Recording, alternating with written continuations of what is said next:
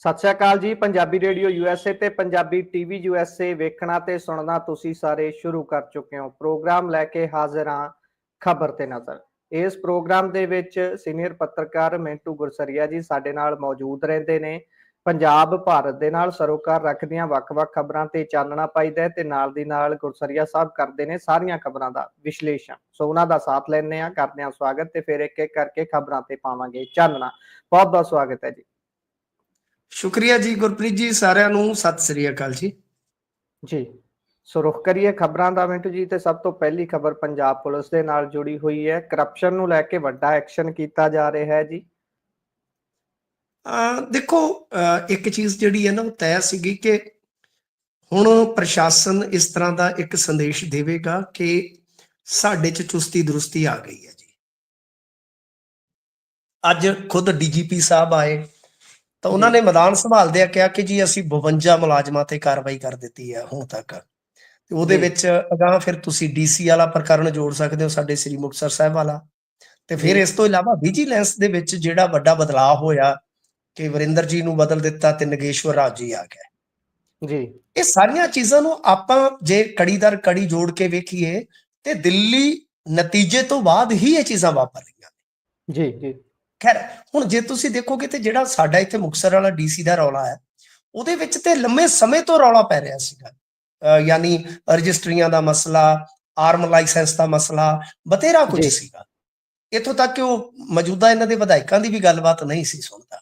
ਪਰ ਜਿਹੜੇ ਨਵੇਂ ਗਿੱਦੜਵਾਹ ਵਾਲੇ ਆਏ ਆ ਉਹਨਾਂ ਨਾਲ ਚੰਗੀ ਬਣਦੀ ਸੀ ਤੇ ਤਾਂ ਹੀ ਤੋਂ ਪੰਚਾਇਤਾਂ ਵਾਲਾ ਵੀ ਰੌਲਾ ਪਿਆ ਸੀਗਾ ਨਾ, ਇਲੈਕਸ਼ਨ ਵਾਲਾ ਕੈਂਸਲ ਵੀ ਹੋਇਆ ਸੀਗਾ। ਤਾਂ ਖੈਰ ਦੇਖੋ, ਗੱਲ ਇਹ ਆ ਕਿ ਇਹ ਇੱਕ ਮੈਸੇਜ ਦੇਣ ਦਾ ਯਤਨ ਕੀਤਾ ਜਾ ਰਿਹਾ।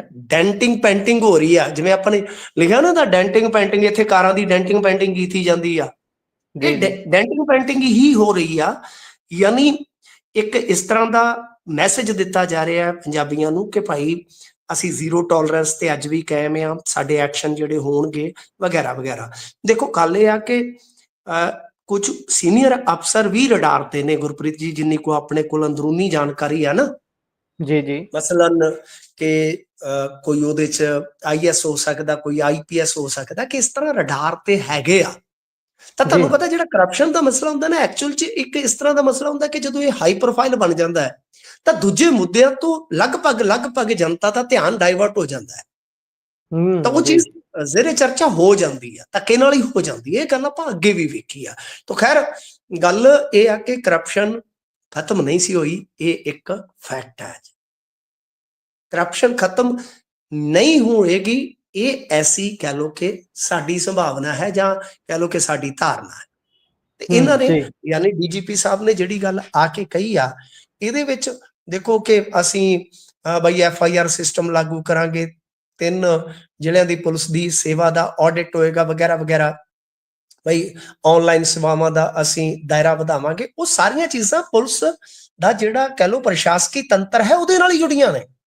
ਯਾਨੀ ਪਹਿਲਾਂ ਕਰਪਸ਼ਨ ਤੇ ਵਾਰ ਕਰਨ ਦਾ ਯਤਨ ਕੀਤਾ, ਫਿਰ ਤੁਸੀਂ ਦੇਖਿਆ ਹੋਣਾ ਜੇ ਡਰੱਗ ਤੇ ਵੀ ਇਹਨਾਂ ਨੇ ਹੈਲਪਲਾਈਨ ਨੰਬਰ ਜਾਰੀ ਕਰ ਦਿੱਤਾ ਜੀ, ਇਹਦੇ ਤੇ ਸ਼ਿਕਾਇਤ ਕਰੋ। ਇਹ ਨੰਬਰ ਹੀ ਇੱਕ ਵਾਰੀ ਤੇ ਜੇ ਆਪਾਂ ਗਿਣਨ ਬੈਠੀਏ ਮੇਰੇ ਖਿਆਲ ਦੇ ਨਾਲ ਆ ਜੀ ਰਿਸ਼ਵਤਖੋਰੀ ਦੇ ਖਿਲਾਫ ਨੰਬਰ ਹੈ ਜੀ, ਆ ਡਰੱਗ ਖੋਰੀ ਦੇ ਖਿਲਾਫ, ਮਤਲਬ ਕਿ ਉਹ ਨੰਬਰ ਅੱਗੇ ਵੀ ਆਏ ਨੇ।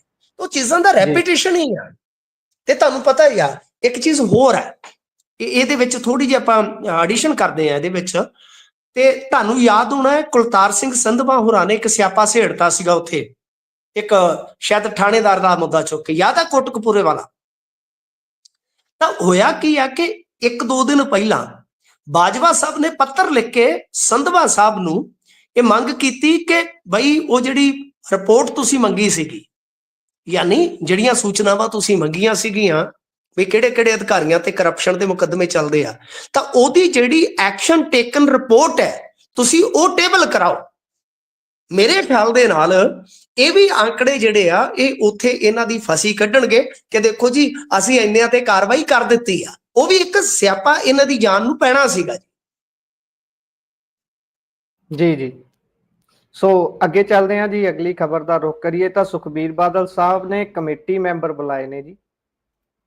ਦੇਖੋ, ਇਹਦੇ 'ਚ ਇੱਕ ਝੋਲ ਇਹ ਆ ਕਿ ਅੱਜ ਪ੍ਰੈਸ ਨੋਟ ਜਾਰੀ ਹੁੰਦਾ ਰਖੜਾ ਸਾਹਿਬ ਦੇ ਨਾਮ ਹੇਠ, ਤੇ ਉਹਦਾ ਜੇ ਟਾਈਟਲ ਹੀ ਵੇਖੋਗੇ ਨਾ ਤੁਸੀਂ ਉਹਦਾ ਜੇ ਜੀ ਟਾਈਟਲ ਦੇਖੋ ਕਿ ਇਹਨਾਂ ਨੇ ਜਿਹੜਾ ਟਾਈਟਲ ਦਿੱਤਾ ਸੁਧਾਰ ਲਹਿਰ ਵਾਲਿਆਂ ਨੇ, ਤਾਂ ਉਹਦੇ 'ਚ ਇਹੀ ਸੀਗਾ, ਜੇ ਮੈਂ ਤੁਹਾਨੂੰ ਪੜ੍ਹ ਕੇ ਸੁਣਾ ਦੇਵਾਂ ਕੋਟ ਕਰਕੇ, ਕਿ ਬਈ ਪ੍ਰਧਾਨਗੀ ਤੋਂ ਅਸਤੀਫਾ ਦੇ ਚੁੱਕੇ ਸੁਖਬੀਰ ਸਿੰਘ ਬਾਦਲ ਵੱਲੋਂ ਐਸਜੀਪੀਸੀ ਮੈਂਬਰਾਂ ਨੂੰ ਆਪਣੇ ਘਰ ਵਿਸ਼ੇਸ਼ ਮੀਟਿੰਗ ਸੱਦਣ ਤੇ ਸਮੁੱਚੇ ਐਸਜੀਪੀਸੀ ਮੈਂਬਰਾਂ ਦੇ ਨਾਂ ਖੁੱਲਾ ਖਾਤਾ।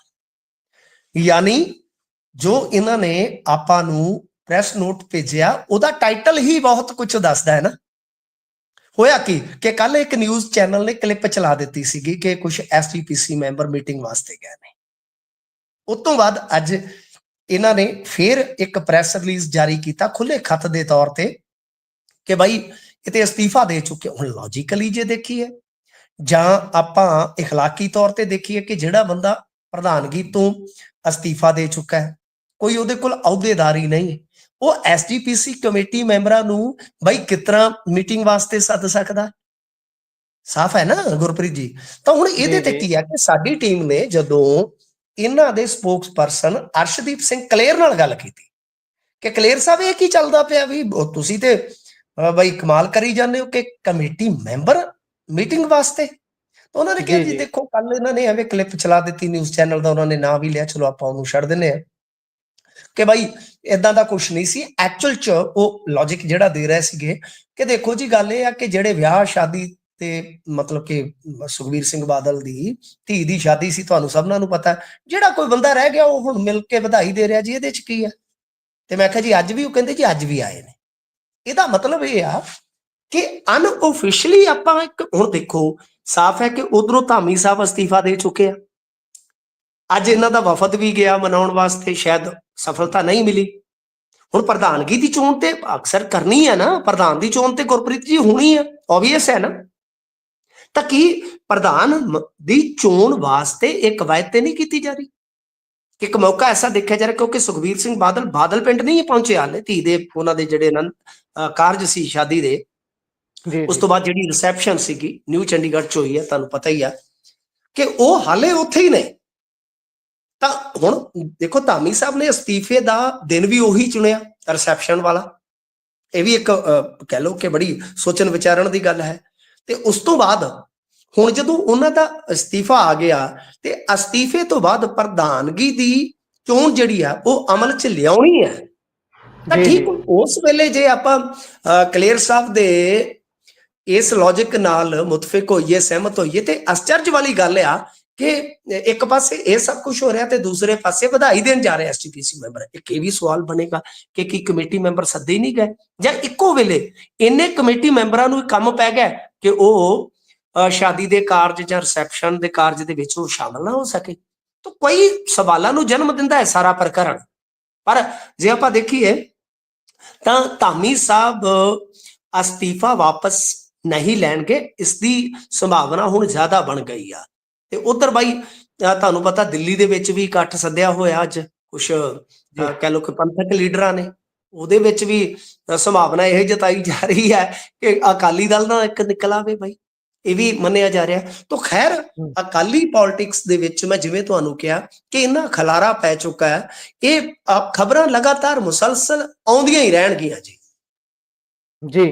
ਸੋ ਵੇਖਦੇ ਹਾਂ ਬਣਦਾ ਕੀ ਹੈ। ਰੇੜਕਾ ਨਿਤ ਨਵਾਂ ਹੁੰਦਾ ਹੈ, ਰੋਜ਼ ਇੱਕ ਵੱਡੀ ਖਬਰ ਅਕਾਲੀ ਦਲ, ਸ਼੍ਰੋਮਣੀ ਅਕਾਲੀ ਦਲ ਦੇ ਐਸਜੀਪੀਸੀ ਬਣ ਜਾਂਦੀ ਹੈ।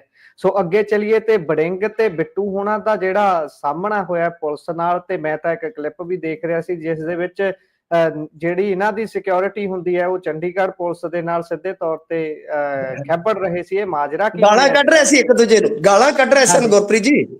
ਜੀ ਦੇਖੀਆਂ ਉਹ ਵੀਡੀਓ ਬਹੁਤ ਵਾਇਰਲ ਹੋ ਰਹੀ ਹੈ ਤੇਜ਼ੀ ਨਾਲ, ਕਹਿੰਦੇ ਲਓ ਜੀ ਇਹ ਤਾਂ ਆਪਸ ਚ ਹੀ ਫਸੀ ਜਾਂਦੇ ਨੇ। ਹਾਂ ਜੀ ਗੱਲ ਕੀ ਹੈ ਕਿ ਇਹਨਾਂ ਦੇ ਪਿੱਛੇ ਦੂਜੇ ਹੀ ਲੜਦੇ ਹੁੰਦੇ ਆ ਜੀ, ਇਹ ਆਪ ਘੱਟ ਹੀ ਲੜਦੇ ਹੁੰਦੇ। ਆਪ ਤੇ ਇਹਨਾਂ ਦੀ ਯਾਰੀ ਦੋਸਤੀ ਮਾਨ ਸਾਹਿਬ ਦੇ ਨਾਲ ਚੰਗੀ ਹੈ, ਗੂੜੀ ਆ। ਤੇ ਅੱਜ ਵੇਖ ਲਓ ਸਿਆਸਤ ਦੇ ਵਿੱਚ ਵੈਸੇ ਸਾਰੀਆਂ ਚੀਜ਼ਾਂ ਹੁੰਦੀਆਂ ਨੇ ਕਿ ਅੱਜ ਮਾਨ ਸਾਹਿਬ ਨੂੰ ਮਿਲਣ ਗਏ ਸਨ ਰਵਨੀਤ ਬਿੱਟੂ। ਆਪਾਂ ਇੱਥੋਂ ਹੀ ਸ਼ੁਰੂਆਤ ਕਰ ਲਈਏ ਕਿ ਡਿਬੇਟ ਵਾਸਤੇ ਆਓ ਬਈ। ਤੁਹਾਨੂੰ ਯਾਦ ਹੋਣਾ ਰਵਨੀਤ ਬਿੱਟੂ ਦੇ ਦੋ ਸੱਜੇ ਖੱਬੇ ਤਗੜੇ ਜਿਹੜੇ ਬੰਦੇ ਸੀਗੇ ਉਹਨਾਂ ਤੇ ਕਾਰਵਾਈ ਹੋਈ ਸੀ। ਮੈਂ ਉਹਦੇ ਬਾਰੇ ਵੀ ਥੋੜਾ ਜਿਹਾ ਦੱਸ ਦੇਵਾਂ, ਆਡੀਅנס ਨੂੰ ਕਲੀਅਰ ਹੋ ਜਾਏਗਾ। ਇਹ ਤੁਰੰਤ ਜਦੋਂ ਨਤੀਜੇ ਆਏ ਨਾ ਦਿੱਲੀ ਵਾਲੇ, ਉਸ ਤੋਂ ਬਾਅਦ ਕਾਰਵਾਈ ਹੋਈ ਸੀ। ਰਾਜੀਵ ਰਾਜਾ ਫੜ ਲਿਆ ਇਹਨਾਂ ਨੇ ਐਕਸਟੋਰਸ਼ਨ ਦੇ ਮਾਮਲੇ 'ਚ। ਉਸ ਕੇਸ ਨੂੰ ਜੇ ਪੜ੍ਹੀਏ ਤਾਂ ਗੁਰਪ੍ਰੀਤ ਜੀ ਸਾਫ਼ ਨਜ਼ਰ ਆਉਂਦਾ ਹੈ ਕਿ ਉਹ ਕੇਸ ਅਦਾਲਤ 'ਚ ਟਿਕੇਗਾ ਨਹੀਂ। ਠੀਕ ਹੈ ਜੀ। ਪਰ ਕਾਰਵਾਈ ਕਿਉਂ ਕੀਤੀ ਗਈ? ਦੇਖੋ, ਇਹ ਸਮਝਿਆ ਜਾਂਦਾ ਹੈ ਕਿ ਮਾਨ ਸਾਹਿਬ ਦੀ ਰਵਨੀਤ ਬਿੱਟੂ ਉੱਤੋਂ ਤੋਂ ਜੋ ਮਰਜ਼ੀ ਹੈ ਕਿ ਰਵਨੀਤ ਬਿੱਟੂ ਨਾਲ ਦਿੱਲੀ ਜਦੋਂ ਸੰਸਦ ਮੈਂਬਰ ਹੁੰਦੇ ਸੀ ਉਸ ਟਾਈਮ ਦੀ ਗੂੜੀ ਯਾਰੀ ਆ। ਤੇ ਤੁਹਾਨੂੰ ਪਤਾ ਕਿ ਮਾਨ ਸਾਹਿਬ ਤੇ ਇੱਕ ਦਬਾਅ ਬਣਿਆ ਸੀਗਾ ਮਕਾਨ ਖਾਲੀ ਕਰਵਾਉਣ ਵਾਸਤੇ, ਜੀ ਆਪਾਂ ਨੂੰ ਸਾਰਿਆਂ ਨੂੰ ਪਤਾ ਹੈ, ਲੁਧਿਆਣੇ ਦੇ ਵਿੱਚ ਇਲੈਕਸ਼ਨਾਂ ਵੇਲੇ। ਤਾਂ ਰਵਨੀਤ ਬਿੱਟੂ ਦੇ ਤੇ ਅਮਿਤ ਸ਼ਾਹ ਦੇ ਇਹ ਸਮਝਿਆ ਜਾਂਦਾ ਹੈ ਕਿ ਮਾਨ ਸਾਹਿਬ ਨਾਲ ਅੱਛੇ ਰਿਲੇਸ਼ਨ ਨੇ।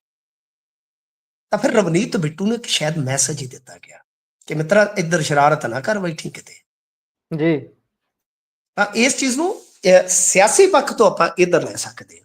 ਤਾਂ ਇਸੇ ਮੁਤਲਕ ਹੀ ਰਵਨੀਤ ਬਿੱਟੂ ਉੱਥੇ ਪਹੁੰਚੇ ਸਨ, ਜਿੱਥੇ ਤੁਸੀਂ ਦੇਖਿਆ ਕਿ ਵੀਡੀਓ ਵਾਇਰਲ ਹੋ ਰਹੀਆਂ, ਕਾਫੀ ਗਾਲ ਦੁੱਪੜ ਹੋ ਰਿਹਾ, ਕਾਫੀ ਮਾਹੌਲ ਜਿਹੜਾ ਉੱਥੇ ਤਣਾਅ ਵਾਲਾ ਬਣ ਗਿਆ ਕਿ ਇੱਕ ਪਾਸੇ ਯੂਟੀ ਪੁਲਿਸ, ਦੂਸਰੇ ਪਾਸੇ ਉਹਨਾਂ ਦੀ ਜਿਹੜੀ ਸਿਕਿਉਰਿਟੀ ਮਿਲੀ ਹੈ ਤੇ ਉਹ ਦੱਸ ਵੀ ਰਿਹਾ ਕਿ ਭਾਈ ਇਹ ਵੇਖ ਲਾ VIP ਦੀ ਸਪੈਸ਼ਲ ਸਿਕਿਉਰਿਟੀ ਆ ਕੇਂਦਰ ਦੀ ਦਿੱਤੀ, ਕਿ ਜੇ ਅਭੀ ਨਬੀ ਹੋ ਗਈ ਤੇ ਛੱਡਾਂਗੇ ਨਹੀਂ। ਮਤਲਬ ਕਿ ਡਰਾਈਵਰ ਜਿਹੜਾ ਸੀਗਾ, ਤੁਸੀਂ ਦੇਖਿਆ ਹੋਣਾ, ਸ਼ਾਇਦ SPG ਦਾ ਸੀਗਾ ਜਾਂ NSG ਦਾ ਸੀਗਾ, ਪਤਾ ਨਹੀਂ, ਪਰ ਕਮਾਂਡੋ ਸੀ ਸ਼ਾਇਦ।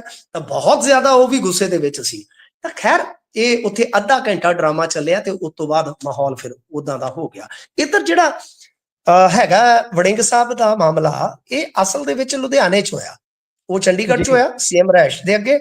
ਇਹ ਹੋਇਆ ਇੱਥੇ ਇਹਨਾਂ ਦੀ DSP ਦੇ ਨਾਲ ਬਹਿਸ ਹੋਈ ਆ, ਕਿਉਂਕਿ ਦੱਸਦੇ ਆ ਕਿ ਕਾਉਂਸਲਰ ਤੇ ਟਰੈਵਲ ਏਜੰਟੀ ਦਾ ਪਰਚਾ ਦਰਜ ਕੀਤਾ ਗਿਆ। ਇਹਨਾਂ ਦਾ ਕੋਈ ਕਾਉਂਸਲਰ ਹੈ, ਮਤਲਬ ਹੁਣ ਤੁਹਾਨੂੰ ਪਤਾ ਹੀ ਆ, ਕਾਉਂਸਲਰ, ਨਿਗਮ ਤੇ ਮੇਅਰ, ਇਹਨਾਂ ਸਾਰਿਆਂ ਦੀਆਂ ਆਪਾਂ ਗੱਲਾਂ ਬਾਤਾਂ, ਦੰਦ ਕਥਾਵਾਂ ਬਹੁਤ ਵਾਰੀ ਕਰ ਚੁੱਕੇ ਹਾਂ। ਲੁਧਿਆਣੇ ਦੇ ਵਿੱਚ ਵੈਸੇ ਵੀ ਪੇਚ ਜਿਹੜਾ ਹੈ ਉਹ ਟ੍ਰਾਇੰਗੂਲਰ ਫਸਦਾ, ਤੁਹਾਨੂੰ ਪਤਾ ਹੈ। ਉੱਥੇ ਕਾਂਗਰਸ ਵੀ ਹੋਲਡ ਰੱਖਦੀ ਹੈ, ਆਮ ਆਦਮੀ ਪਾਰਟੀ ਵੀ ਹੋਲਡ ਰੱਖਦੀ ਹੈ, ਅਤੇ ਹੁਣ ਭਾਜਪਾ ਵੀ ਹੋਲਡ ਬਣਾ ਰਹੀ ਹੈ।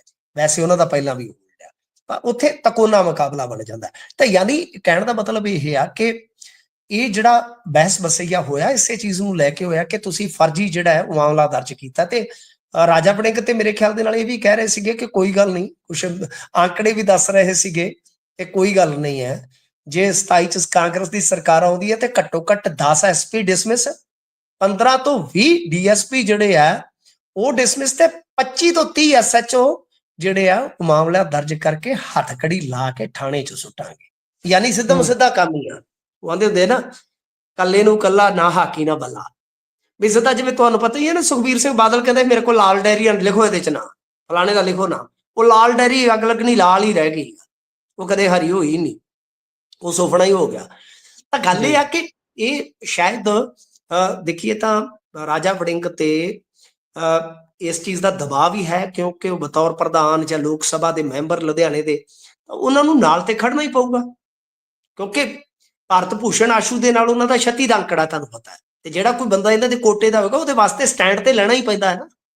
ਜੀ ਜੇ ਪ੍ਰਧਾਨ ਜਾਂ ਲੀਡਰ ਸਟੈਂਡ ਨਹੀਂ ਲਏਗਾ, ਸਰ ਕੈਡਰ ਟੁੱਟਣਾ ਸਟਾਰਟ ਹੋ ਜਾਂਦਾ ਹੈ ਨਾ ਜੀ, ਹੋਲਡ ਟੁੱਟਣਾ ਸਟਾਰਟ ਹੋ ਜਾਂਦਾ ਹੈ। ਸੋ ਲਿਹਾਜ਼ਾ ਕਾਫੀ ਖਿੱਚਤਾਨ ਹੋਈ ਆ, ਤੇ ਜਿਹੜਾ ਇਹਨਾਂ ਨੇ ਇਹ ਦਾਬਾ ਮਾਰਿਆ, ਉਹ ਕਿਤੇ ਨਾ ਕਿਤੇ ਫੋਰਸ ਨੂੰ ਚਿਤਾਉਣ ਵਾਸਤੇ ਹੁੰਦਾ ਕਿ ਬਾਈ ਬਾਜ ਆ ਜਾਓ, ਦਿਨ ਸਾਡੇ ਵੀ ਆ ਜਾਣੇ ਆ, ਕੋਈ ਗੱਲ ਨਹੀਂ, ਦਿਨ ਬਹੁਤੇ ਦੂਰ ਨਹੀਂ ਹੈ। ਤਾਂ ਖੈਰ ਉਹ ਦਿਨ ਲਿਆਉਣ ਵਾਸਤੇ ਕਾਂਗਰਸ ਨੂੰ ਕਾਫੀ ਜਦੋਜਹਿਦ ਕਰਨੀ ਪਊਗੀ, ਪਰ ਜੇ ਆ ਗਏ ਤਾਂ ਦੇਖਾਂਗੇ ਜੀ ਕਿਹਦੇ ਕਿਹਦੇ ਹੱਥ ਕੜੀਆਂ ਲੱਗਦੀਆਂ ਨੇ। ਜੀ ਜੀ ਜੀ ਸੋ ਦੇਖਦੇ ਹਾਂ ਬਣਦਾ ਕੀ ਹੈ। ਸੋ ਅੱਗੇ ਚਲੀਏ, ਜਿੱਦਾਂ ਤੁਸੀਂ ਗੱਲ ਕੀਤੀ ਵੀ ਨਾ ਹਾਕੀ ਨਾ ਬੱਲਾ, ਤੇ ਪਰ ਇਹ ਗੱਲ ਹੁੰਦੀ ਸੀ ਨਾ ਹਾਕੀ ਨਾ ਬੱਲਾ ਤੇ ਯਾਰਾਂ ਦੀ ਖੇਡ ਕੱਲੇ ਨਾ ਕੱਲਾ। ਇਹਨੂੰ ਮਾਂ ਖੇਡ ਕਬੱਡੀ ਜਿਹੜੀ ਸੀ, ਇਸ ਨੂੰ ਮਾਂ ਤਾਂ ਕਹਿੰਦੇ ਨੇ, ਪਰ ਇਹਦੀ ਪੱਤ ਰੋਲਣ ਚ ਕੋਈ ਕਸਰ ਨਹੀਂ ਛੱਡ ਰਹੇ।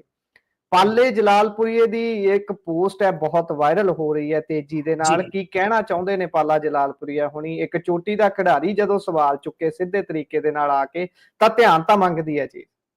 ਜੀ ਬਿਲਕੁਲ, ਪਾਲਾ ਜਲਾਲਪੁਰੀਆ ਕਬੱਡੀ ਦਾ ਇੱਕ ਤਰ੍ਹਾਂ ਨਾਲ ਕੋਹਲੀ ਕਹਿ ਲਓ। ਜੀ ਜੀ, ਜਿੱਦਾਂ ਮੈਂ ਕਹਿੰਦਾ ਹੁੰਦਾ ਸੀਗਾ ਕਿ ਨੰਗਲ ਅੰਬੀਆਂ ਕਬੱਡੀ ਦਾ ਮੂਸੇ ਵਾਲਾ ਸੀ, ਇਹ ਜੀ ਕਬੱਡੀ ਦਾ ਕਿੰਗ ਆ। ਜਾਨੀ ਤੁਸੀਂ ਦੇਖੋ, ਜਿਵੇਂ ਕੋਹਲੀ ਹੈ ਨਾ, ਕੋਹਲੀ ਮਤਲਬ ਕਿ ਜਲਵਾ ਬੰਦੇ ਦਾ, ਸ਼ਕਲੋ ਸੂਰਤ ਵੀ ਹੈ, ਐਗਰੈਸ਼ਨ ਵੀ ਹੈ, ਤੇ ਪਰਫਾਰਮੈਂਸ ਵੀ ਹੈ, ਸਭ ਕੁਛ। ਅਲਟੀਮੇਟਲੀ ਪਾਲਾ ਜਲਾਲਪੁਰੀਆ ਵੀ ਉਸ ਕੈਟੇਗਰੀ ਦਾ ਕਬੱਡੀ ਖਿਡਾਰੀ ਆ। ਹੁਣ ਇਹ ਜਿਹੜੀ ਪੋਸਟ ਪੈਂਦੀ ਆ ਗੁਰਪ੍ਰੀਤ ਜੀ, ਇੱਕ ਟੂਰਨਾਮੈਂਟ ਦੇ ਬਿਹਾਫ ਤੇ, ਕਿ ਉੱਥੇ ਸੁਰਖਪੁਰ ਵੀ ਤੁਹਾਨੂੰ ਪਤਾ ਹੀ ਆ, ਯਾਦਾ ਸੁਰਖਪੁਰੀਆ, ਬਹੁਤ ਜੀ। ਤਗੜੀ ਟੀਮ ਹੈ ਉਹਨਾਂ ਦੀ, ਯਾਦਾ ਸਰਪੰਚ ਰਿਹਾ ਸ਼ਾਇਦ ਪਿੰਡ ਦਾ। ਹਾਂਜੀ ਤਾਂ ਇਹ ਕਿਤੇ ਨਾ ਕਿਤੇ ਪੋਸਟ ਦੇ ਜ਼ਰੀਏ ਦੱਸ ਰਹੇ ਨੇ ਕਿ ਬਈ ਉਹਨਾਂ ਨੂੰ ਖੇਡਣ ਨਹੀਂ ਦਿੱਤਾ ਗਿਆ, ਜੋ ਗਲਤ ਆ। ਵੀ ਤੁਹਾਨੂੰ ਪਤਾ ਹੀ ਆ ਕੌਣ ਕੀ ਕੁਝ ਕਰ ਰਿਹਾ ਹੈ, ਤੇ ਕਬੱਡੀ ਫੈਡਰੇਸ਼ਨ ਦਾ ਵੀ ਉਹਦੇ 'ਚ ਜ਼ਿਕਰ ਕੀਤਾ ਜਾਂਦਾ ਹੈ। ਤਾਂ ਇਸ ਪੋਸਟ ਤੋਂ ਜਿਵੇਂ ਤੁਸੀਂ ਬੜਾ ਭਾਵਕ ਕਹਿ ਲਓ ਕਿ ਇੱਕ ਭੂਮਿਕਾ ਦਾ ਆਧਾਰ ਰੱਖਿਆ ਹੈ ਇਸ ਖਬਰ ਨੂੰ ਸ਼ੁਰੂ ਕਰਨ ਲੱਗਿਆ, ਮਾਂ ਖੇਡ। ਤਾਂ ਇਹ ਜਿਹੜਾ ਮਸਲਾ ਹੈ ਨਾ, ਤੁਹਾਨੂੰ ਪਤਾ ਹੀ ਹੈ ਕਿ ਆਪਣੇ ਪੰਜਾਬੀ ਜਿਹੜੇ ਆ ਕਬੱਡੀ, ਬੇਸ਼ੱਕ ਸਾਰੇ ਪੰਜਾਬੀ ਕਬੱਡੀ ਨਹੀਂ ਖੇਡਦੇ ਜ਼ਿੰਦਗੀ 'ਚ, ਪਰ ਕਿਤੇ ਨਾ ਕਿਤੇ ਕਬੱਡੀ ਨਾਲ ਇਸ਼ਕ ਜ਼ਰੂਰ ਹਰੇਕ ਪੰਜਾਬੀ ਨੂੰ ਹੁੰਦਾ ਹੈ।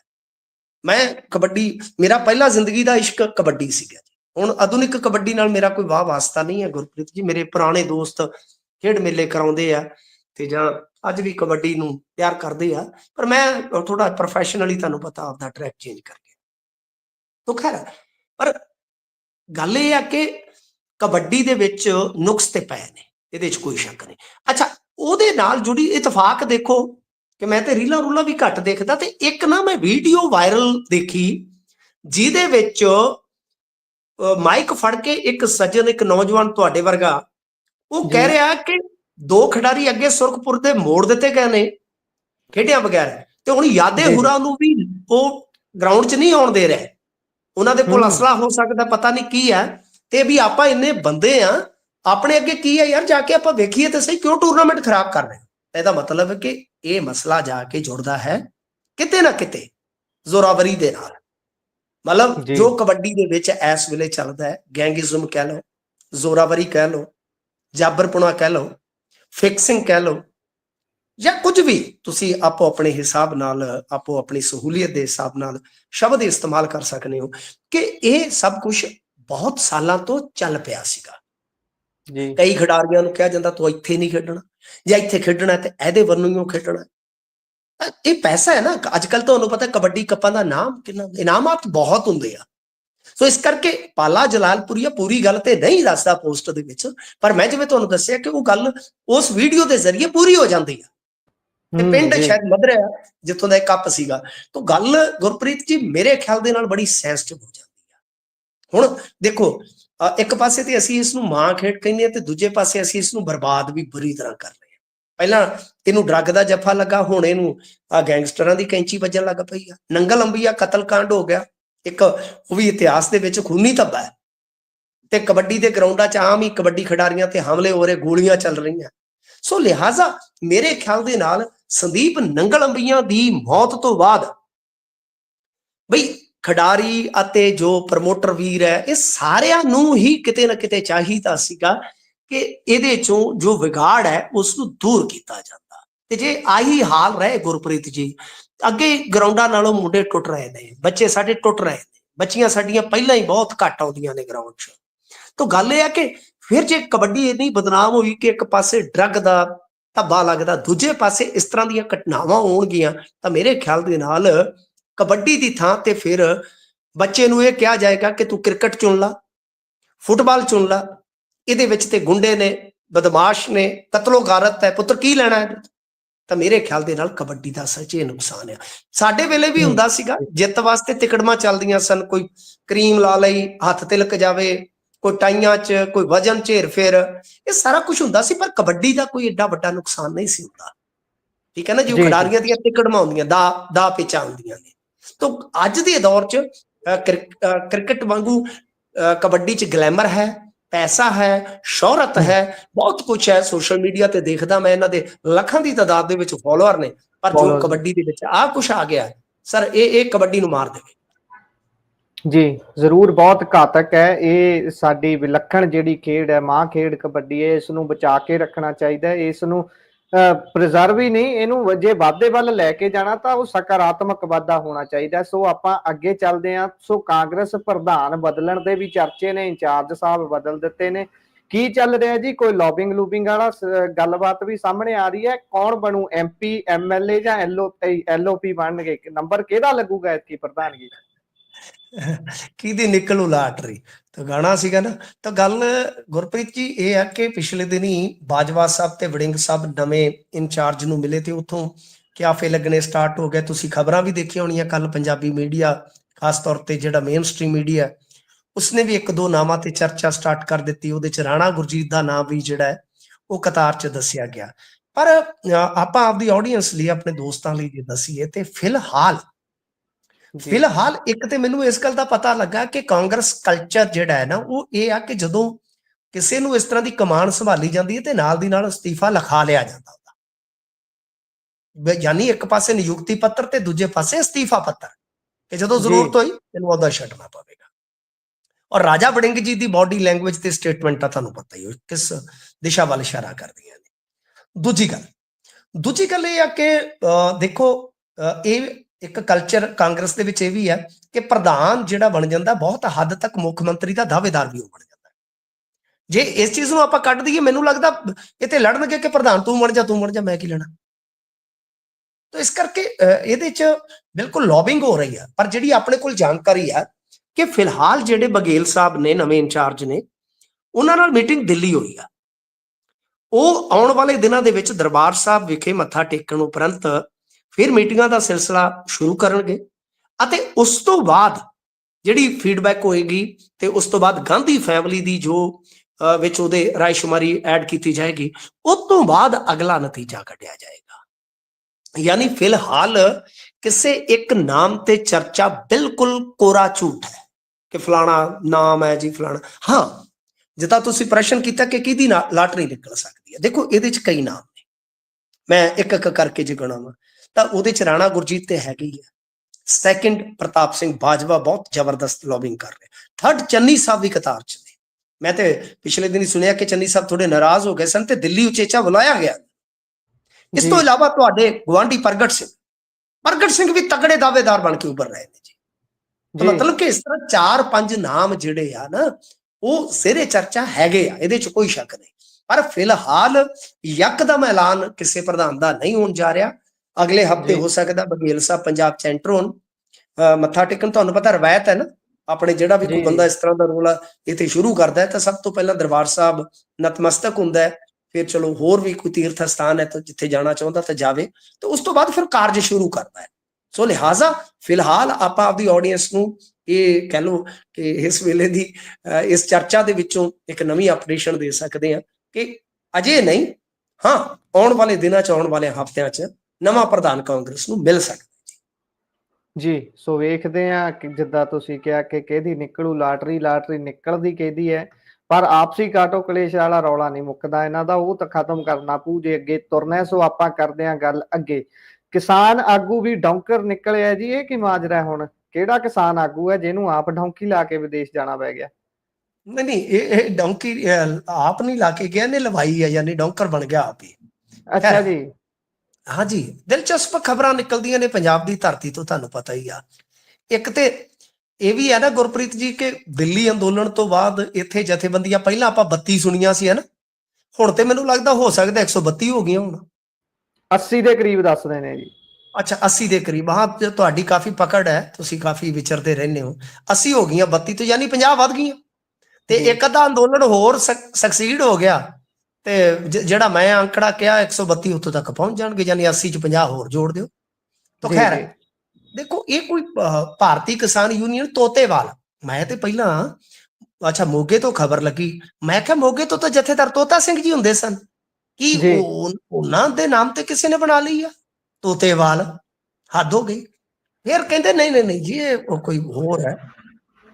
ਤੇ ਇਹਦੇ ਜਿਹੜੇ ਸੂਬਾ ਪ੍ਰਧਾਨ ਆ ਉਹਨਾਂ ਤੇ ਪਰਚਾ ਦਰਜ ਹੋ ਗਿਆ। ਵੇਖੋ, ਪਰਚਾ ਦਰਜ ਕਰਵਾਇਆ ਇੱਕ ਡਿਪੋਟੀ ਨੇ, ਉਸਨੇ ਆ ਕੇ ਬਿਆਨ ਦਿੱਤਾ ਹੈ ਕਿ ਜੀ ਇਹਨਾਂ ਨੇ ਮੈਥੋਂ ਮਤਲਬ ਕਿ ਪੈਸੇ ਵਸੂਲ ਕੀਤੇ ਤੇ ਇਹ ਡੌਂਕੀ ਦਾ ਧੰਦਾ ਕਰਦੇ ਸਨ।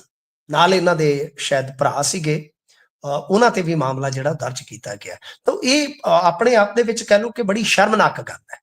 ਇਸ ਨੂੰ ਸ਼ਰਮਨਾਕ ਹੀ ਕਹਾਂਗੇ, ਕਿਉਂਕਿ ਦੇਖੋ ਉਦਾਂ ਕੋਈ ਟਰੈਵਲ ਏਜੰਟ ਹੀ ਕਰਦਾ। ਵੈਸੇ ਤੇ ਟਰੈਵਲ ਏਜੰਟਾਂ ਬਾਰੇ ਵੀ ਤੁਹਾਨੂੰ ਪਤਾ ਅੰਕੜੇ ਜਿਹੜੇ ਆ ਰਹੇ ਹੈਰਾਨ ਕਰ ਰਹੇ ਆ, ਪਰ ਚਲੋ ਕੋਈ ਆਪਦਾ ਸਹੀ ਢੰਗ ਨਾਲ ਧੰਦਾ ਕਰਦਾ ਹੈ। ਹੁਣ ਆਪਣੀ ਆਡੀਅנס ਚੋਂ ਵੀ ਕਿੰਨੇ ਬੰਦੇ ਜਿਹੜੇ ਏਜੰਟਾਂ ਦੇ ਥਰੂ ਹੀ ਜਾ ਕੇ ਉੱਥੇ ਬੈਠੇ ਨੇ, ਪੱਕੇ ਹੋਏ ਨੇ ਜੀ, 1 ਨੰਬਰ 'ਚ ਗਏ ਨੇ, ਠੀਕ ਹੈ ਨਾ। ਤਾਂ ਮਤਲਬ ਇਹ ਆ ਕਿ ਇਹ ਕੋਈ ਧੰਦਾ ਮਾੜਾ ਨਹੀਂ ਹੁੰਦਾ, ਪਰ ਇੱਕ ਇਹ ਆ ਕਿ ਤੁਸੀਂ ਕਿਸੇ ਨੂੰ ਗਿਣ ਮਿਣ ਕੇ ਤੁਸੀਂ ਇਲੀਗਲ ਢੰਗ ਨਾਲ ਪਹੁੰਚਾਉਣਾ ਹੈ। ਹੁਣ ਤੁਸੀਂ ਇਹ ਦੇਖੋ ਨਾ ਇਹ ਮਾਮਲਾ ਕਿੰਨਾ ਫਸਿਆ ਕਿ 4 ਆ ਪਿੱਛੇ ਜੇ ਆਇਆ ਜਿਹੜਾ ਗਰੁੱਪ ਆ, ਇਹਦੇ ਵਿੱਚੋਂ 4 ਬੰਦੇ ਤੇ ਅਰੈਸਟ ਕਰਨੇ ਪਏ, ਤੇ ਉਹਦੇ ਵਿੱਚੋਂ ਵੀ ਇੱਕ ਬੰਦੇ ਦਾ ਪਾਸਪੋਰਟ ਫੇਕ ਬਣਾਇਆ, ਜਿਹੜਾ ਪੁਲਿਸ ਵਾਲੇ ਦਾ ਮੁੰਡਾ ਸੀਗਾ ਲੁਧਿਆਣੇ ਵਾਲਾ, ਤੁਹਾਨੂੰ ਯਾਦ ਹੋਣਾ, ਜਿਹਦੇ ਤੇ ਲੁੱਟ ਖਸੁੱਟ ਦੇ ਕੇਸ ਸੀਗੇ। ਜੀ ਉਹ ਲਖਨਊ ਦਾ ਬੰਦਾ, ਹਿਸਾਬ ਲਾ ਲਓ, ਲਖਨਊ ਦੇ ਬੰਦੇ ਨੇ ਲਖਨਊ ਦੇ ਐਡਰੈਸ ਤੇ ਉਹਦਾ ਫੇਕ ਪਾਸਪੋਰਟ ਬਣਾਇਆ ਸੀ। ਤਾਂ ਇਹਦਾ ਮਤਲਬ ਇਹ ਆ ਕਿ ਭਾਈ ਤੁਸੀਂ ਇਦਾਂ ਦੀਆਂ ਯੂਨੀਅਨਾਂ ਬਣਾ ਕੇ ਇਹੋ ਜਿਹੇ ਕੰਮ ਕਰੋਗੇ ਜੀ, ਤਾਂ ਇੱਕ ਤਰ੍ਹਾਂ ਨਾਲ ਕਹਿ ਲਓ ਕਿ ਫਿਰ ਤੁਹਾਡਾ ਸੁਰੱਖਿਆ ਕਵਚ ਬਣ ਗਿਆ ਨਾ। ਸਰ ਕਿਸਾਨ ਆਗੂ ਇਸ ਤਰ੍ਹਾਂ ਦੇ ਕੰਮ ਕਰਦੇ ਸੌਂਦੇ ਨਹੀਂ। ਠੀਕ ਆ, ਕੋਈ ਕਿਸਾਨ ਆਗੂ ਆ, ਚਲੋ ਉਹਦਾ ਬਿਜ਼ਨਸ ਹੋ ਸਕਦਾ ਨਾਲ, ਭਾਈ ਖੇਤੀ ਦੇ ਨਾਲ ਉਹਦਾ ਕੋਈ ਹੋਰ ਕਾਰੋਬਾਰ ਹੋ ਸਕਦਾ, ਹੈਗੇ ਕੁਛ ਆਗੂ, ਕਿਸੇ ਦਾ ਪੱਠਾ ਹੈ, ਕਿਸੇ ਦਾ ਸ਼ੈਲਰ ਇਤਿਆਦਿਕ, ਕਿਸੇ ਦਾ ਮੈਰਿਜ ਪੈਲਸ ਆ, ਠੀਕ ਹੈ, ਆਪਾਂ ਉਹ ਮੰਨ ਲੈਂਦੇ ਵੀ ਕਿਸੇ ਨੇ ਵੀ ਕਮਾਈ ਕੀਤੀ ਤੇ ਚਲੋ ਆਪਦਾ ਕੋਈ ਬਿਜ਼ਨਸ ਵਧਾਉਣਾ ਕੋਈ ਮਾੜੀ ਗੱਲ ਨਹੀਂ ਹੈ।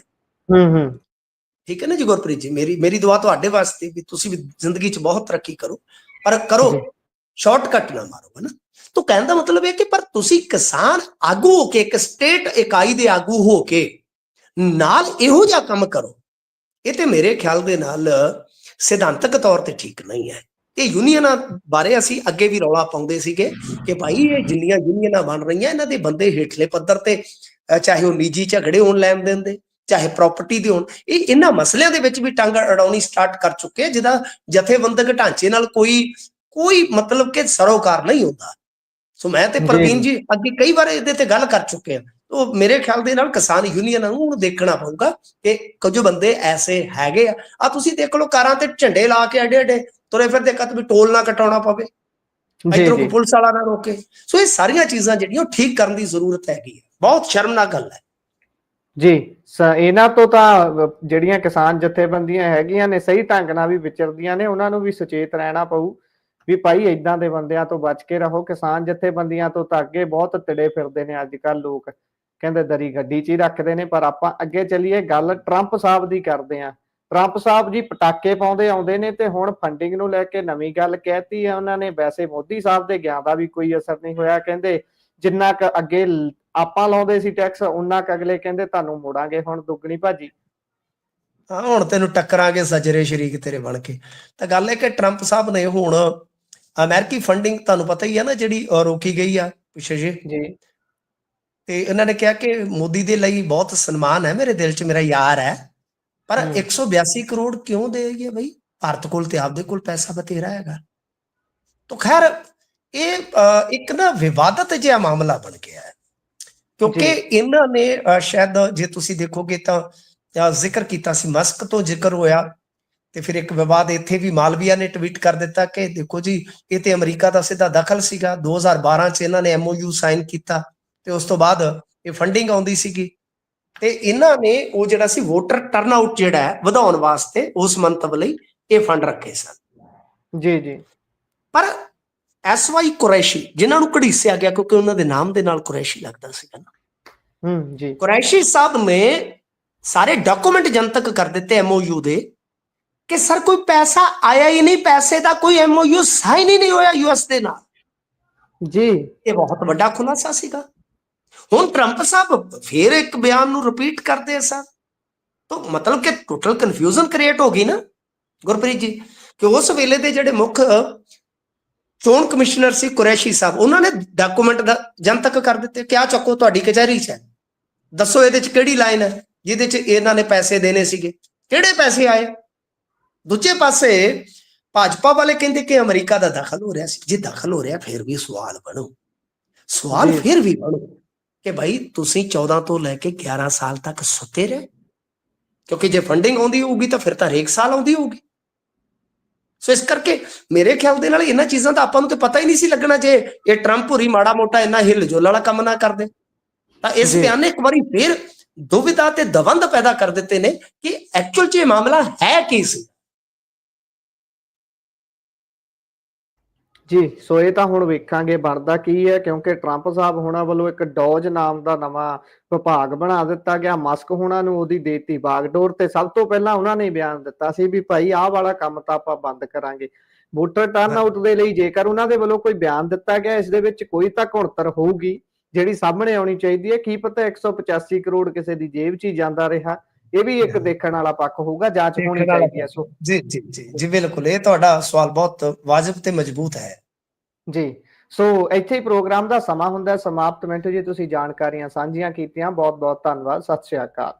ਸਤਿ ਸ੍ਰੀ ਅਕਾਲ ਜੀ। ਸੋ ਇਹ ਸਨ ਸਾਡੇ ਨਾਲ ਮਿੰਟੂ ਗੁਰਸਰੀਆ ਜੀ। ਵੱਖ-ਵੱਖ ਖਬਰਾਂ ਦੇ ਉੱਪਰ ਚਾਨਣਾ ਪਾਇਆ ਤੇ ਸਾਰੀਆਂ ਖਬਰਾਂ ਦਾ ਵਿਸ਼ਲੇਸ਼ਣ ਤੁਹਾਨੂੰ ਕਿਹੋ ਜਿਹਾ ਲੱਗਿਆ, ਤੁਸੀਂ ਆਪਣੇ ਵਿਚਾਰ ਰਾਏ ਟਿੱਪਣੀਆਂ ਸਾਡੇ ਸੋਸ਼ਲ ਮੀਡੀਆ ਦੇ ਜ਼ਰੀਏ ਸਾਂਝੀਆਂ ਕਰ ਸਕਦੇ ਹੋ। ਜੁੜੇ ਰਹੋ ਪੰਜਾਬੀ ਰੇਡੀਓ ਤੇ ਪੰਜਾਬੀ ਟੀਵੀ USA ਦੇ ਨਾਲ, ਕਿਉਂਕਿ ਪ੍ਰੋਗਰਾਮਾਂ ਦੀ ਲਗਾਤਾਰਤਾ ਇਸੇ ਤਰ੍ਹਾਂ ਬਰਕਰਾਰ ਹੈ। ਮੈਨੂੰ ਦਿਓ ਇਜਾਜ਼ਤ। ਧੰਨਵਾਦ। ਸਤਿ ਸ਼੍ਰੀ ਅਕਾਲ।